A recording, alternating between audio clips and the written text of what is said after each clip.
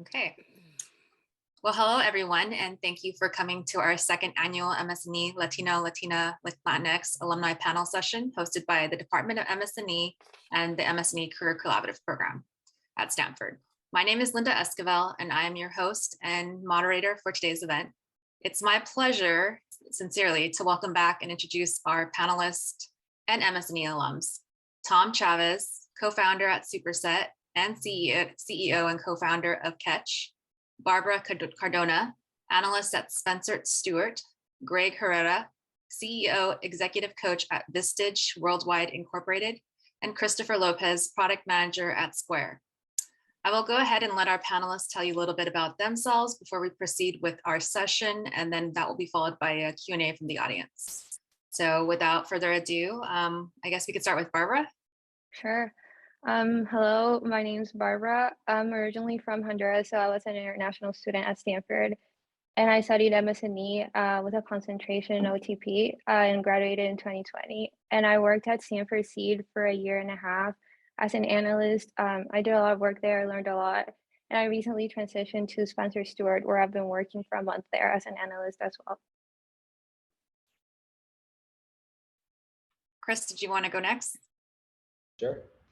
Hey y'all, name's Chris. I am a 2019 Stanford grad in focusing in OTP as well. Had a bit of product experience in Stanford, did a couple of internships with some large and small companies alike.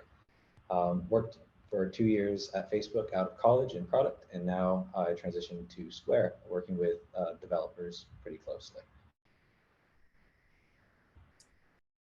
Tom, did you want to go next? Sure. Tom Chavez.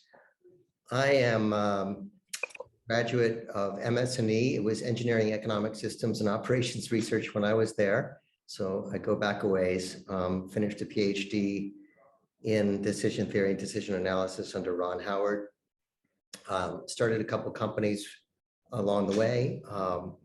One was a very kind of optimization-oriented company, building on a lot of the stuff I learned in MS&E that Microsoft acquired in 2007.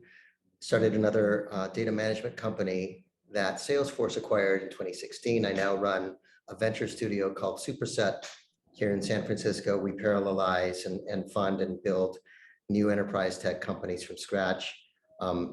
But we're also operators. We don't think of ourselves as venture capitalists. So we have a fund that supports the companies that we own and operate out of our studio. So as Linda mentioned, I have a lot of passion for matters of privacy and data security. And so that's Ketch, a company out of Superset that we started a couple of years ago. And Greg? Yeah, thank you. So I'm a Stanford class of '85, and gives me the distinction of being a Stanford graduate from before Stanford had a computer science major. And that actually was one of the reasons why I chose the component of MS&E. At the time it was called industrial engineering. And Stanford had already decided that industrial engineering, they wanted to, move it forward. And so they made it much more computer science oriented. So there were quite a few computer science classes in industrial engineering, and that was a big reason why I chose it. But it was interesting because a lot of my classmates who wanted to work in computer science, they majored in philosophy and math and a bunch of other things that are coming back now, like in symbolic systems. So I went on after graduating. I worked for what's now Accenture, and then I got an MBA and then sold for Oracle. The whole time I was preparing myself for entrepreneurship, and I started my company in 2000 and ran it for 19 years and sold it in 2019. And it was a data analytics consulting company. Thank you. So we'll go ahead and get started with the questions. And the first one being, I feel like we kind of perhaps touched on this a little bit, but if you wanted to expand, how did you get to be where you are now professionally? So if anybody wants to volunteer for that question. I'll take a run at it. because I mentioned that I had designs on being an entrepreneur, so I wanted to get a kind of a broad-based experience set. So initially did technical work, and then eventually did sales and marketing and then leadership. And I remember one of the most influential things was when I was in business school. There were we had a bunch of entrepreneurs come through the program and share their stories with us. And the conclusion I had, and they confirmed it, was that if you want to be a great leader, you have to, and a successful entrepreneur, you have to learn how to sell. And a lot of people coming out of business school and even out of Stanford don't think of sales. You hear consulting and Wall Street and things like that, and now tech. But at the time, there was a lot of good reason to go into sales. And interestingly, a lot of what I learned in the MS&E program at Stanford related to that, because there was a lot of organizational behavior, and so much of success in business is really understanding people as opposed to being just great on a technology. Barbara, did you want to maybe chat? Sure. I think for me, like I recently graduated, so my career has been a year and a half, but it's been a lot of being open to mentoring and to learning from people, because I thought I knew what I wanted to do post college, and I'm still on that track, but there's also so much that I don't know and so much that experience can teach you. So just talking with people and being open to feedback and mentorship has been very key for me.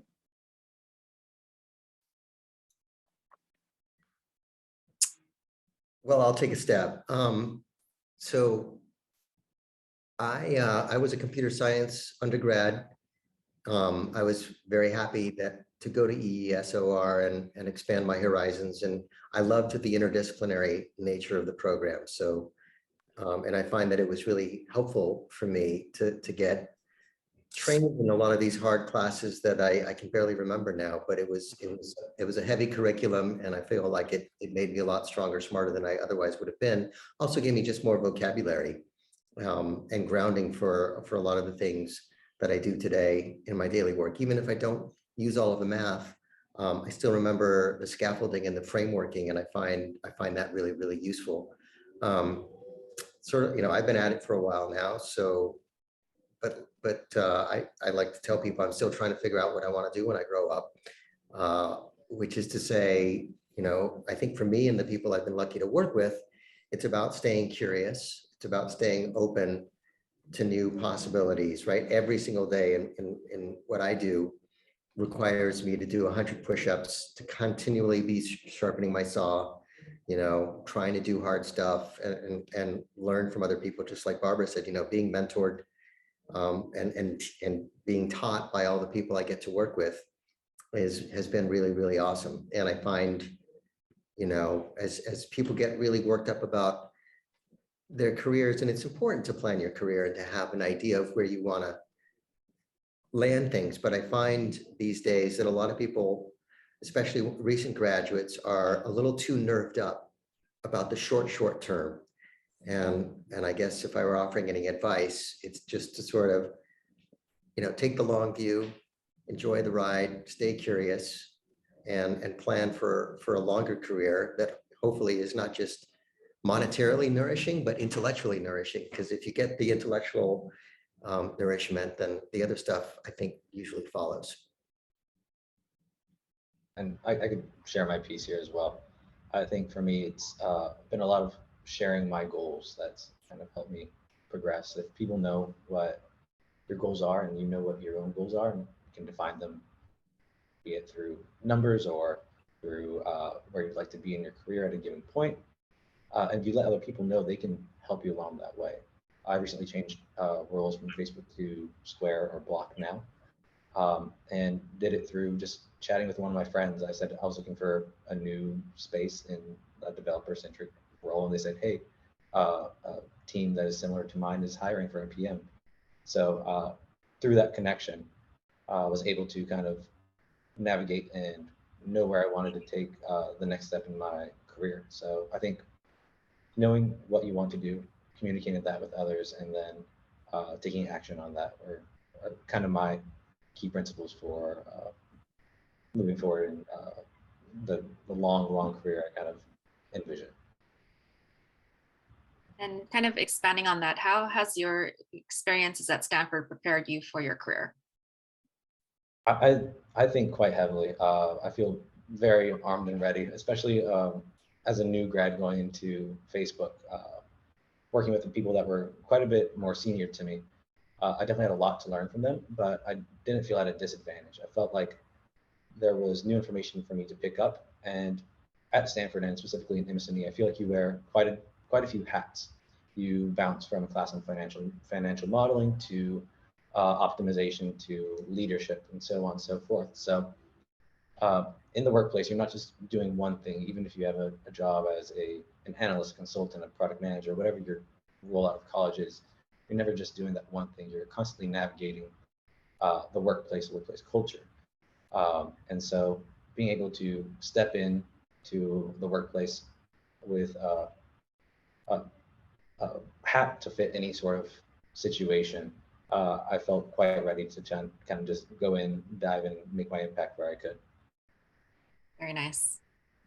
Anyone else want to expand on how their experiences at Stanford prepared them for their careers? Yeah, I agree with Chris. I think MS&E really gives you a lot of tools. And if you don't know how to do something, it gives you the confidence that you can figure it out. And also beyond MS&E, just Stanford has so many opportunities that I would encourage everyone to take advantage of. People, internships, mentoring, like so many things, studying abroad. And so just taking advantage of all of that really prepares you post-college. In terms of just navigating those resources, because I know sometimes it can seem overwhelming for students. Do you have any advice about that? Yeah, kind of like what Chris said, just letting people know what you want, because there's always someone who knows a little bit about it or who can guide you where to go. Even asking people who are a year above you, who already went through, I don't know, studying abroad or whatever it is, or asking professors, like people are always willing to help. So just asking around. So we're going to move on to the next question. Did you feel accepted and welcomed at Stanford as a Latino, Latina, or Latinx student? Greg, do you want to go? Sure. Yeah, I did. I grew up in Texas and in San Antonio, and I'd say the playing field felt a lot more level at Stanford than it did growing up there, and that was a really appreciated. It wasn't like I was expecting to be treated special. I just needed to be treated, on the same level playing field. Tom, did you want to? I'd agree. I grew up in Albuquerque, right next door. Greg, I had good training in college. Like the other panelists, I showed up and I felt equipped to do the work. I liked Stanford and the rigorous approach because it didn't feel like any of the elements of my personal background mattered. It just, if I could show up and do the work, that's what mattered. And so, yeah, I felt like I belonged. I felt welcomed. It was hard. It was really hard at various points, but I'm glad I did it.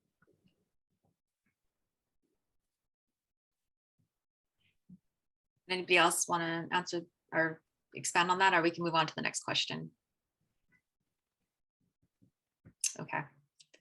So the next question is, did you face any challenges as Latino, Latina, or Latinx professional in a particular area of industry? Yeah, I mentioned I went into sales after my MBA, and I was doing prospecting out to accounts in Louisiana. I was actually in California at the time. This is 1990, and I introduced myself, and the guy said, this is the guy in Louisiana. What's your name again? And I said, and then I spelled it out to him. And he replied, "Oh, you must be really good with a trowel." And I was like, pretty shocked. And here I am at Stanford grad, and done well and everything, and felt very accomplished. But I could get shot down seemingly by somebody out there, and it wigged me out a lot more at the time. I mean, now that with perspective, I shouldn't have let it bother me, but it was just a kind of reminder that there are plenty of folks out there that won't necessarily be rooting for us to have a level playing field. And what it did for me is just, I can't change that overnight. I can be a good example of why it should be level, but fighting it in that moment wasn't going to accomplish anything in the big picture. So it was like, okay, my takeaway was I just have to continue to get better. The philosophy that Tom was talking about, stay curious and always be working on your craft and getting better and better. And then, separately you can work on leveling the playing field in other ways, but you don't have to do it take it on in your career. I mean, I think that there are a lot of ignorant people always in every corner, and you're going to bump into them, and they're going to say a lot of stupid stuff, and you can let it get in your head, or you shake it off and keep doing the work and keep soaring. It's funny to have this conversation right now, because we were just having a sort of a mentorship session earlier today with somebody who works in one of our companies over here, who comes from a Latino background and not with all of the advantages and starting conditions that people on this call enjoyed. And he was wobbling a little bit, and I saw that there was a moment where he recognized that some of the things that were clanging around inside his head about what he couldn't do or what was really going on were things that were going on inside his head, right? As opposed to facts on the ground that really shaped or constrained him in any way. So the biggest battle always is with your own psychology, right? I mean, I've raised money from venture capitalists on Sandhill who are not known to be a very diversified bunch. And they say a lot of imperious, ridiculous, ignorant things. But the best revenge, or it's not revenge, the best way, sorry for all that noise. I'm in San Francisco where the sirens are always blaring. It feels these days, but the best thing to do is just to prove it, right? Just do it. And then you'll find all the chimps are sitting up on their stools, and you shouldn't listen to them anyway. Thank you. Did anybody else want to answer that question, or we can move on to the next? Okay. So what advice would you give to students starting their careers now? I think that Tom kind of gave a bit of advice, and so did you, Barbara, in a way, but maybe Chris, did you want to expand on that question? Yeah, absolutely. I mean, regardless of the industry, I think the most important thing, and like the best advice that I got was to ask a ton of questions. You are only new at your company once, and you should take advantage of that as much as you can. So I've been at Square at Block for about 6 months now, and I still consider myself a noob. I'm asking so many questions to so many different people, just trying to absorb as much as I can in as little time as possible, trying to become kind of a master of this like 80-20% rule, learning 80% of the information you need in 20% of the time. And when it comes to big, hairy problems that often take many years to solve, it's really imperative that you have diverse perspectives from different folks, say engineering, sales, marketing, partnerships, and can clearly direct folks that need more direction to the resources that they need.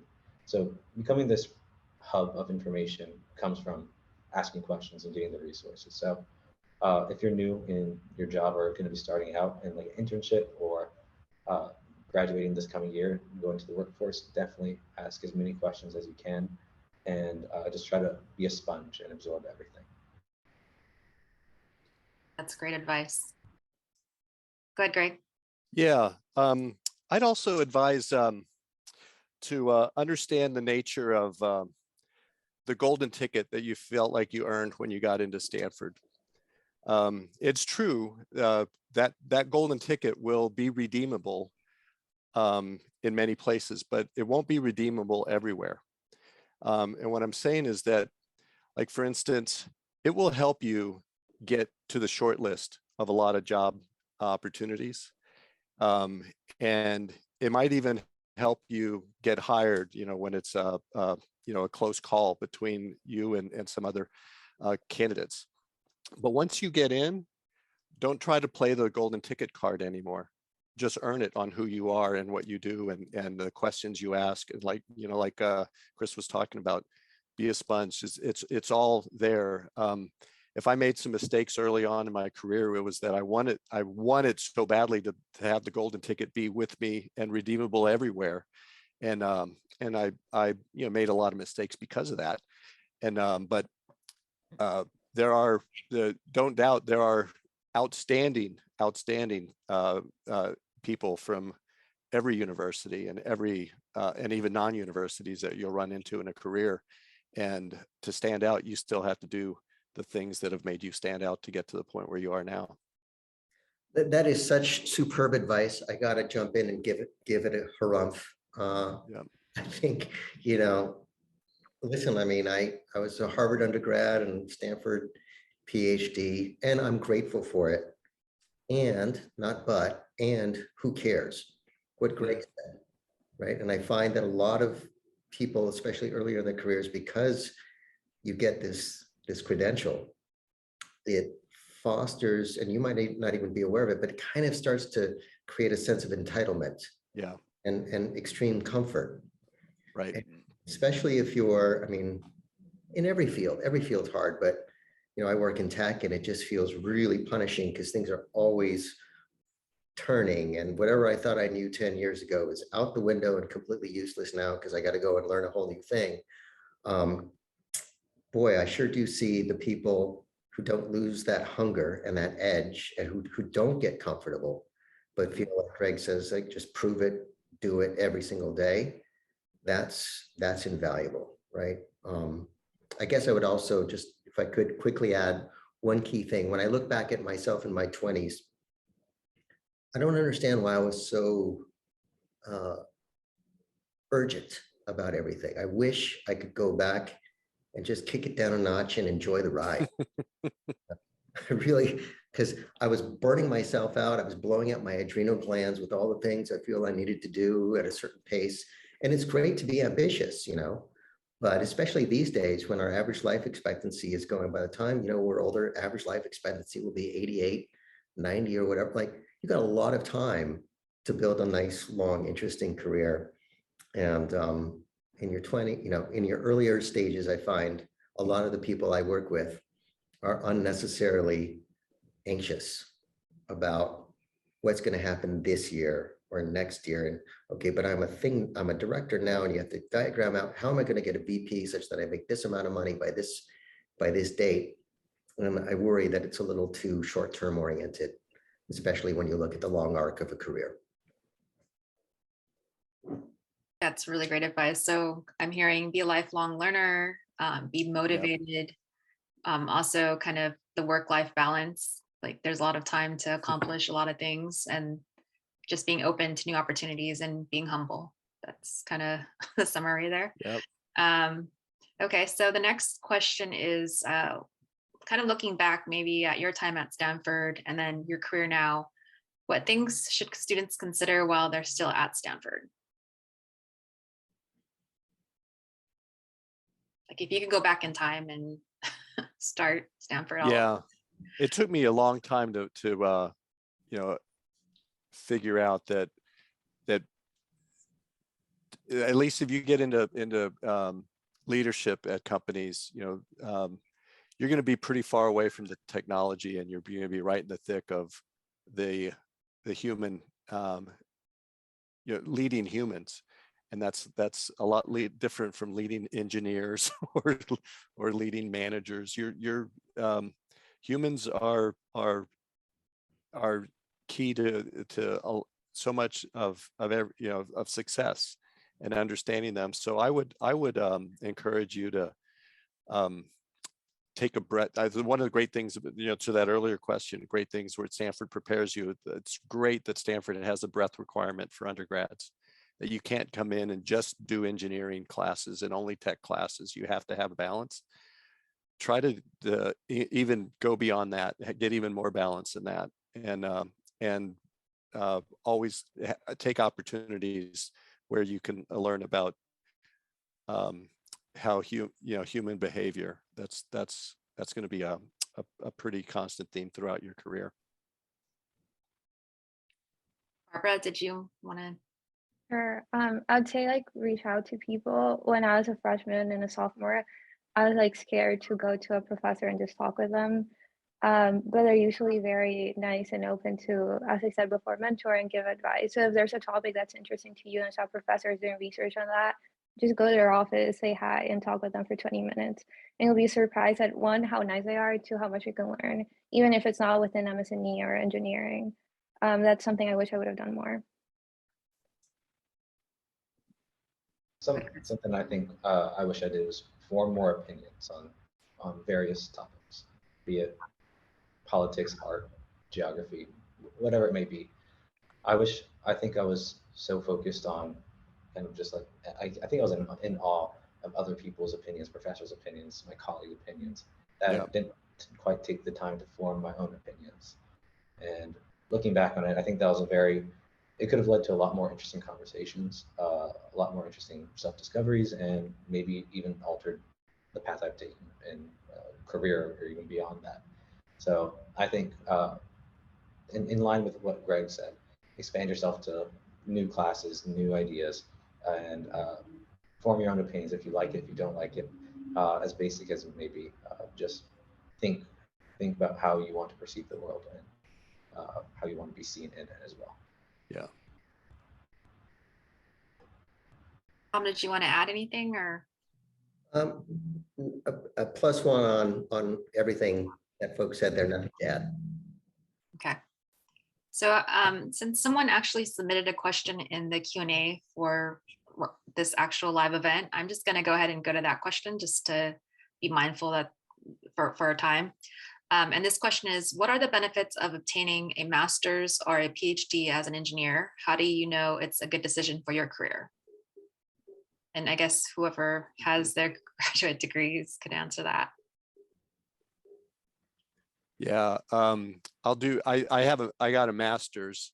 I was talking to another entrepreneur yesterday who has 3 sons who are all either in college or recently out of college like me. And we both agreed that an MBA today is not as impactful as it was before. Again, you can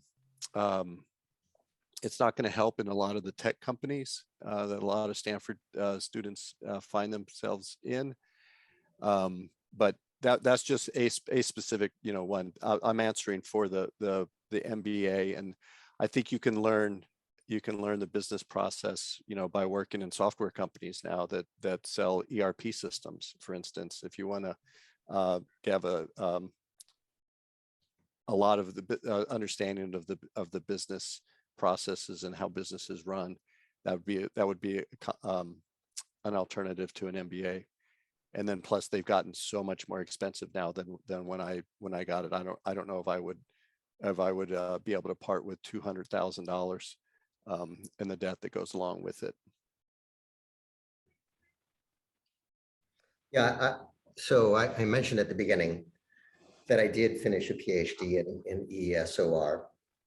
And so it's a little schizophrenic here what I'm about to say, because I'm very happy that I did, and it served me well. And straight out the other side of my mouth, I don't know why, I tell friends, I guess I did it because I was young, I needed the money. And part of it is I was just in that path where I felt I needed to do it.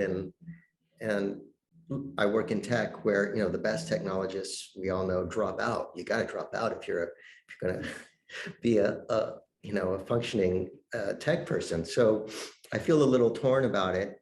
I guess I would just say to that earlier point about entitlement, the worry I have about PhDs in general, and we hire a lot of PhDs over here in my work, is the entitlement, the certainty, the problem, we all, and if we have PhDs listening today or PhD students, yes, be passionate about what you know, but don't be so certain, right? Just because you have a PhD is just a credential that shows that you could learn something and go really deep in it.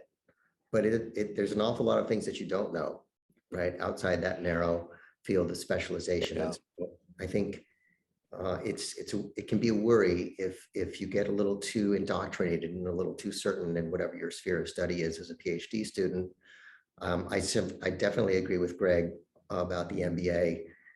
If you're getting an MBA, it's social and it's really fun. I mean, I think MBA students just have a lot more fun probably than the engineering students do. I took some MBA classes to my credits, and oh my gosh, they were fun. But I can't, if you're in tech or anything tech related, I don't see any advantages, again, in terms of the people that we're hiring. In fact, some of the MBAs, we kind of squint our eyes and wonder a little bit because, it's sort of so broad and so thin that it's hard for us to know, like, what kind of grounding are you actually getting in something that's useful? Yep. And I think a master's is just right. If you get a master's, it's good tooling in MS&E and it serves you well, and it doesn't take 5 years. Thank you. So another question that came from our students who registered for the event was, how can I leverage my Latino background to succeed in the hiring process at big firms? Or just, I guess, in general, in the hiring process?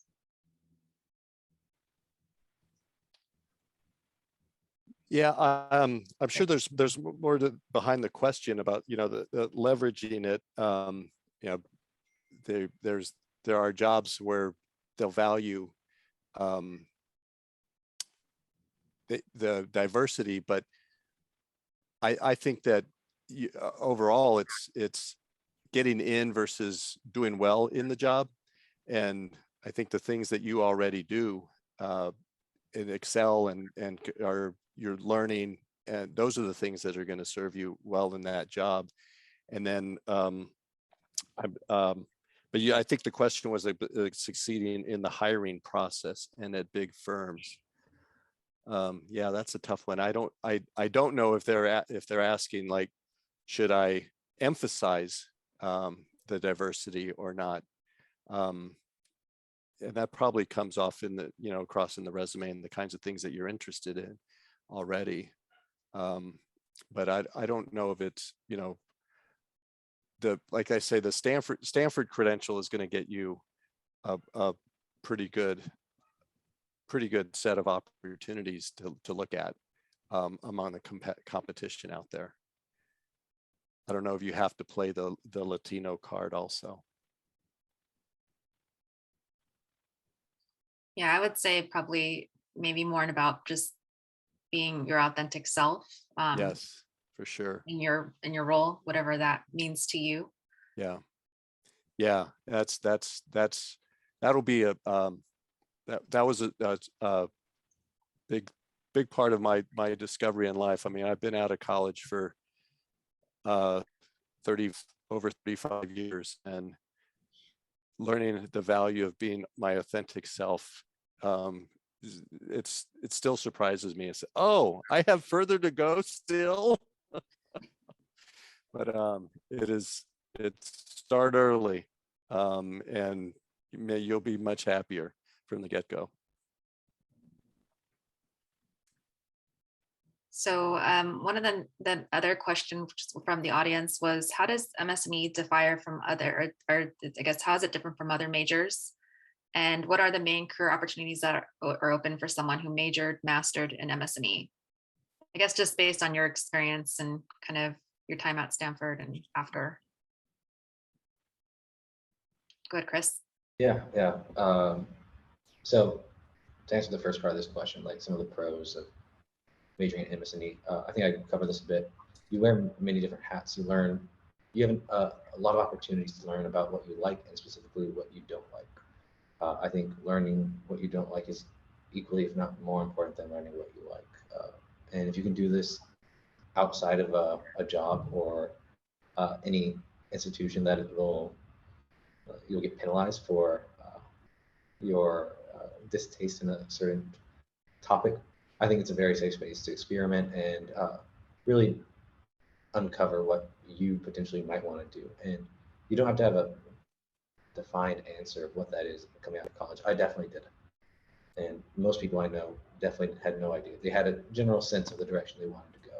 But I think MS&E definitely helps you hone and kind of identify those different areas that you'd want to explore in your career. And the second part of the question, what are some typical jobs? I saw a lot of my colleagues go into tech. They worked as some worked as data analysts. I didn't know one or two that actually went to software engineering. Some went in as product managers. Folks also joined banks as analysts or venture capitalist firms as analysts as well. I also saw a lot of consultants and folks starting their own company. So it's a wide array of what things people do. I think that's because of the classes that MS&E offers and the exploration that it kind of forces you to do. Good, Greg. Yeah, if you chose MS&E because you love it, keep doing that. Through your whole career, keep doing the things that you love, and you'll do well at them. And the financial rewards, if that's what you want, they'll probably follow, because you'll do better at it if you're engaged in it and it's fun for you. Like, your strongest motivation comes from the feeling that you're playing. And so if you chose it because you love it, then keep doing that. And then if you chose it because you felt like there was better money in it, find out what you love and go chase that, even if it's not MS&E. Barbara, I know that when you were in MS&E, you also participated in the SEED program. Mm-hmm. I did an internship in Sierra Leone and in a couple other countries in Africa. And I think I was a little bit different in that, as Chris said, most people go into tech or consulting. But since I'm from Honduras, I wanted to do international development, which seemed like something unrelated to MS&E. But I quickly realized I could use all of those MS&E skills to go into international development. So that's what's really awesome about the major, that you can really do anything you want. You just have to explore and see what's that you like. Yeah, I would just add a quick +1. I mean, when I applied to graduate school, and I play the tape back now, I think it was weird. I don't know why, but there was only one graduate school program at one university that I applied to. And I told myself if I didn't get in, I wasn't going to go. And it was to MS&E. Wow. And what I loved about it was it just felt like Renaissance engineering. It felt, because, by construction, the program is so broad and yet still so disciplined. So I think that idea carries forward, right? And it's, to Barbara's point, like one of my best friends from graduate school is he's a development economist. He works on economic policy issues in developing countries. Very far away from my average day over here in tech. And it's awesome, right? So you have people just spanning the globe doing such diverse things. And I'm also happy to see more recently, I think in my cohort, there were an awful lot of consultants and quants going off to Wall Street, which is great. It feels like there's been more diversity now in the last 10 years in terms of the places you see MS&E people showing up, and the training equips you for all of it.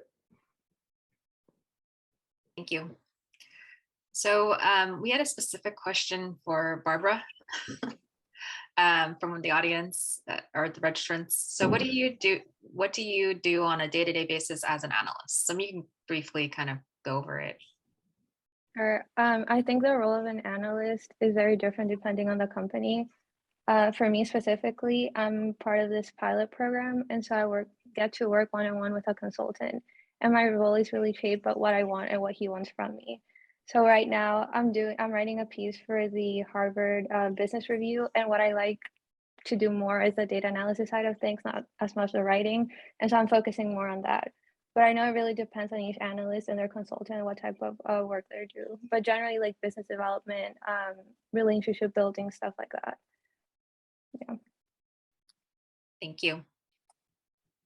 And then there was actually a question for Christopher. And this one is, I guess, it's a student who's a current junior and interested in product management, and they're curious to see how MS&E prepared you for your career in PM. So you can maybe kind of briefly chat about that. Yeah, absolutely. So I think one of the really neat things about MS&E is that it gives you a very problem-focused lens to look at the world through. So at the height of the pandemic, I started a company called Joy.be. And it was based off a practice I do and still continue to do is journal only the bright spots in my day. And be it I saw a nice flower on my walk, or I say got like a new job or a promotion or whatever it may be. And looking at this, I saw the amount of hurt and pain the world was going through the pandemic, and decided to kind of scope this out into a full-fledged business. And having this problem-focused view in this space as an entrepreneur translated exactly to my job at Facebook and still to my job at Block, where I'm not looking at the lens or looking at the world through my point of view. I'm looking at it through our users' point of view. What are their pain points? How can we better help their experience on our platform? And I think MS&E provides you that framework.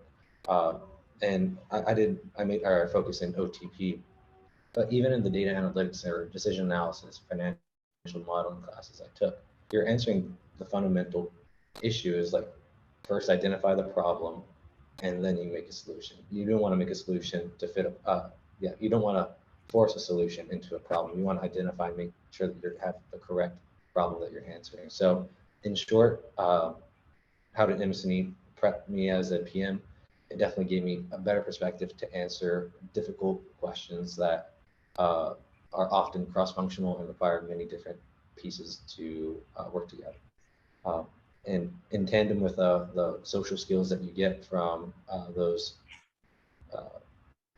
breadth classes, as well as like the leadership classes and organizational theory of working with other teams, convincing stakeholders, and managing a complex system of designers, engineers, engineering managers, partnerships, marketing, kind of orchestrating a concrete plan is something that you don't often get from a single major unless it's multidisciplinary.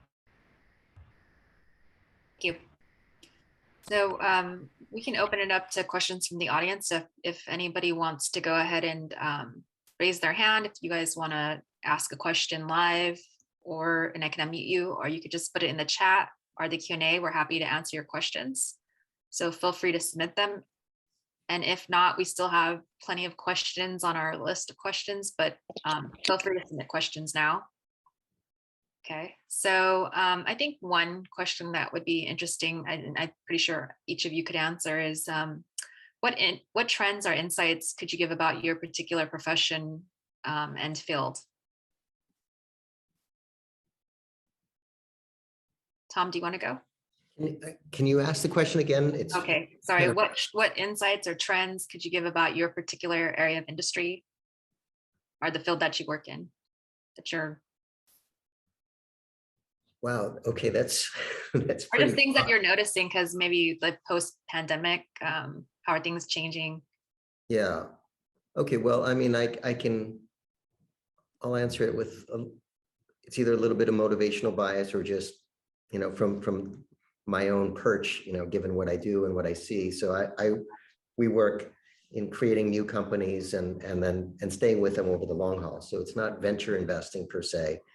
we're creating companies. But I guess one of the things that we see is that with all of the money flooding into venture capital right now, if people track this space, a lot of the big money firms like Tiger and Coatue, if you track this sort of stuff, they're flooding in so much money to the market, they're finally settling down a little bit. So one of the trends that we see is a little bit of a shakeout now, where there's a flight to earlier stage, right? As opposed to just venture capital that's in the business of allocating money and stuffing it into lots of different companies, because that's become more fungible and undifferentiated, again, relative to just the raw volume of money that's coming in. There's a lot of energy and interest in formation, as we call it. Like, so don't just put money into a company, actually start a company and operate the company.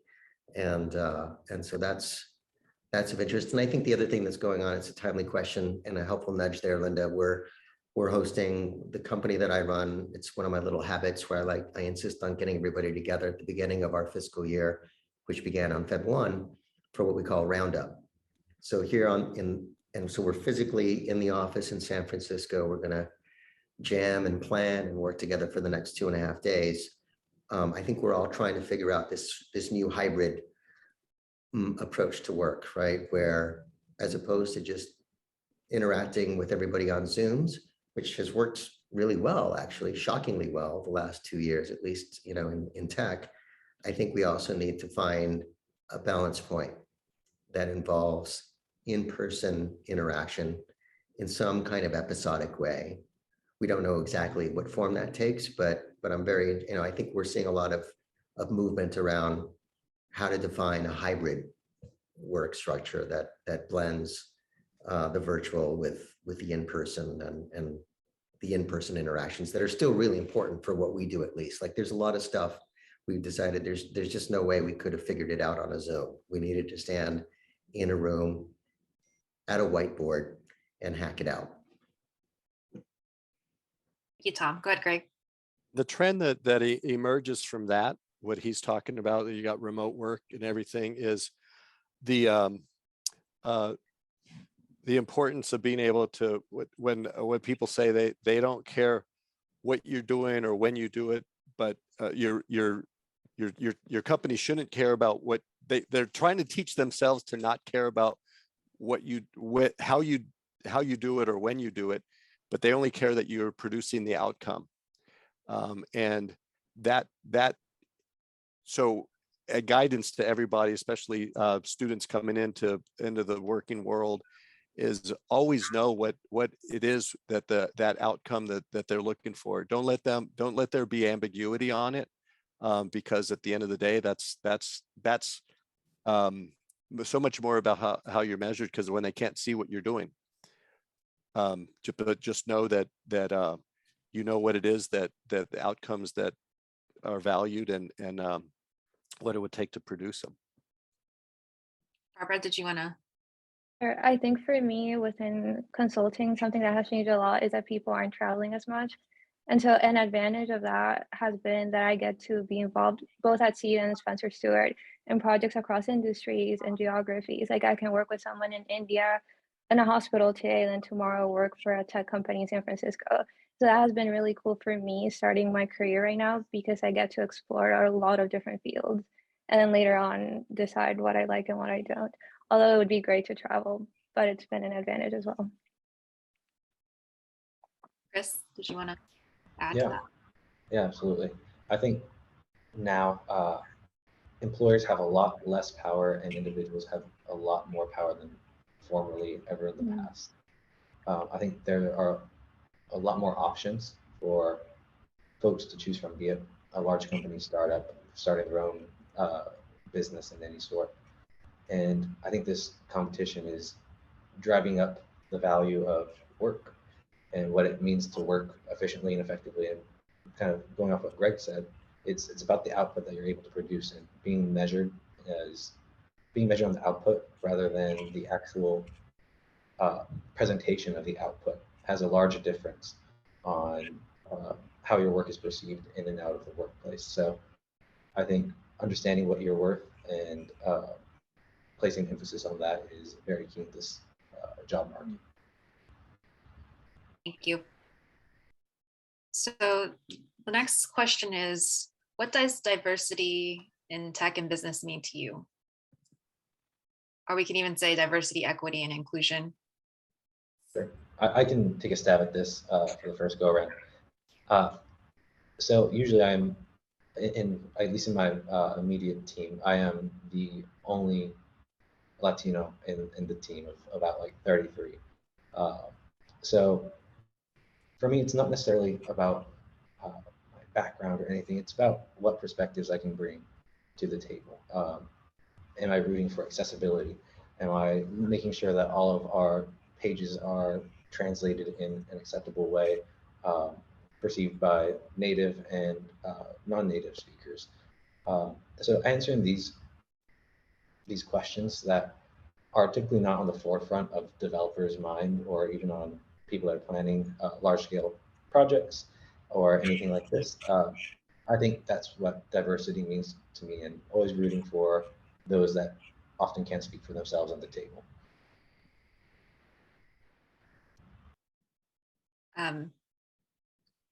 Greg or Tom, did you want to go next? Yeah, well, thanks to a lot of the research that the diversity and equity and inclusion thought leaders have produced. I mean, there's data now that hard data now that shows that the companies who practice diversity, equity, inclusion do better, you know, profit-wise, and all the other traditional measures of business success. And so that's something, you know, that's great to know. I saw the data just in the last year, and it was really encouraging, because then that'll help make that level playing field, you know, come to fruition a lot sooner than trying to push the rock up the hill. Yeah, look, I mean, I'm passionate about matters of diversity and inclusion. It's a little shameless quick plug here, but we started a company in our studio called Escalera that is all about systematizing inclusion through software. One of our frustrating points was that, you know, the matters of diversity, you know, always revolve around a panel that a company has, or an ERG initiative, which is great, but really, is that as good as we can make it? How about if we try to systematize it into new habits and practices and things, the way MS&E people like to show up, things that can be measured, right? And so I think there's a lot of work still to be done. If you're an engineer, you like to build things that could make it better, right? So that's I think there's a lot of work there, but a lot of possibility. And I think as Chris points out, it's the mindset, right, that you bring to the job, right? A more diverse teams, they put the numbers to it, just outperform less diverse teams, period, stop. So showing up and making your voice heard, as Greg said before, you know, showing up with your authentic self, right? And being very present at work and unabashed about your perspectives and your opinions, making them known is good for the planet and necessary for advancing equity and inclusion. I guess the quick asterisk I'd add though, is that, you know, as we were talking about before with the issue about entitlement tied to your Stanford credential, well, it's not useful there. And I don't think entitlement tied to any one person's background is a useful thing either. Right? It's, you got to show up, you've got to do the work. And the company that you join is lucky to have you, right? It's not because you're, you know, they're doing you a favor by hiring you because you come from a diverse background. You're adding to and enriching their experience. But the other side of that is that, again, we all got to show up and just do the work, right? I do worry sometimes when people in their zeal for diversity and inclusion kind of move towards more sort of a redistributive idea of well, it's our turn. It is our turn, and our community needs to rise up and be very present in all of these businesses, and we're going to succeed because we're doing the work and we're really good at what we do. That's the asterisk, I guess I would add. Barbara, did you want to answer the question? Sure, I agree with everyone. What Greg said, that diversity is so important, not only from a moral standpoint, but also from a financial one. And I'm usually the only foreigner in whatever group I'm in. And I just think it's important to voice out your opinions when it's appropriate and make your voice heard, because sometimes people just don't know what they don't know. And if you're like someone who can bring something to the table, just make sure to bring that when it's the time to do it. So we are running up towards the end of our session, but is there any other questions anybody wants to ask before we end? Or if not, then is there any other words of advice you want to give before we part ways? Yeah, there was a reference that Tom made about, the internal battle sometimes we have with our negative thoughts in our mind. I had a lot of that, and some amount of it came from just the frustration with the uneven playing field. And I want to assure everybody that we're not unique in having the saboteurs in our brain that are, and every human has it. That was something that I resisted believing that for a really long time, because I don't know, I wanted to be special. I said, no, look how accomplished I am in spite of all that negative chatter that I have in my head. But we all have it. Everybody has it. Non-Latinos have it. Everybody has it. And there are there's a lot of advances in dealing with it for ourselves. And I would definitely advise folks to, throughout your career, look for resources where you can line those up, essentially intercept the